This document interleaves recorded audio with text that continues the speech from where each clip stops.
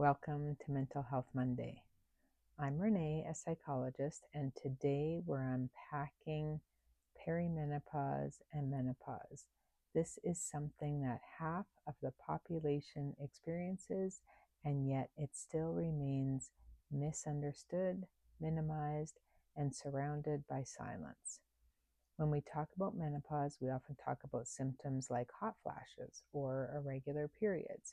But what we don't talk about enough is how hormonal transition profoundly impacts our mental health, our identity, and our sense of self. So let's unpack what these things are before we get into how it impacts our mental health. So, perimenopause is the transition leading up to menopause. It often begins in our 40s, sometimes earlier, and it can last several years. Menopause is officially defined as the 12 consecutive months without a period, marking the end of our reproductive years. But these definitions only scratch the surface. What's really happening is a profound hormonal shift. Particularly, we can experience a drop in estrogen and progesterone, which aren't just reproductive hormones, they also affect brain function, emotional regulation, cognition, and sleep. So, Dr. Luann Brenzendine is the author of a book called The Female Brain, and I love what she says. Estrogen isn't just a reproductive hormone, it's a brain hormone. When estrogen declines, so does serotonin and dopamine, which are neurotransmitters that regulate mood, motivation, and emotional resilience. This is very validating. Okay, and so we also know there's lots of other ways it can impact us. So we'll talk about this just a little bit.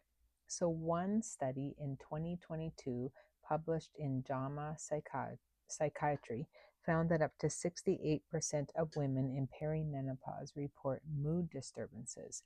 These include unexpected irritability, crying spells, panic attacks, or surges of anxiety levels, brain fog, low motivation, insomnia, or restless sleep. So it's not that you're falling apart, even if it feels like it.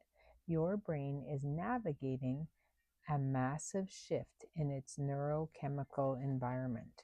Sleep, in particular, is often disrupted due to night sweats, restlessness, or early waking. And when sleep goes, so does emotional resilience. So, sleep and things like emotional resilience and anxiety go hand in hand. And it starts to feel like which is making which worse, like which is the chicken, which is the egg sort of deal.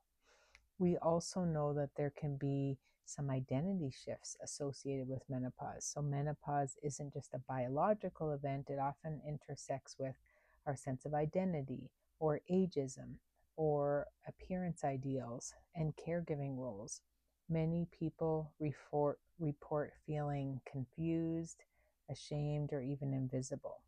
And Dr. Jen Gunter, who has written a great book called The Menopause Manifesto, says there's a double invisibility in menopause. One is physical and one is emotional. And the antidote is knowledge, voice, and self trust. It can be difficult to receive emotional validation during this transition, and then the silence often leads to self blame or misdiagnosis. So you are not crazy.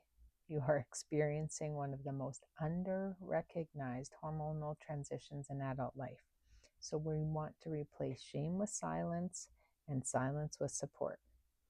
Next up on Thrive Thursday, we'll talk about how to support your emotional well-being and mental health through this transition with practical tools you can start using right away. You got this. I'll see you on Thursday.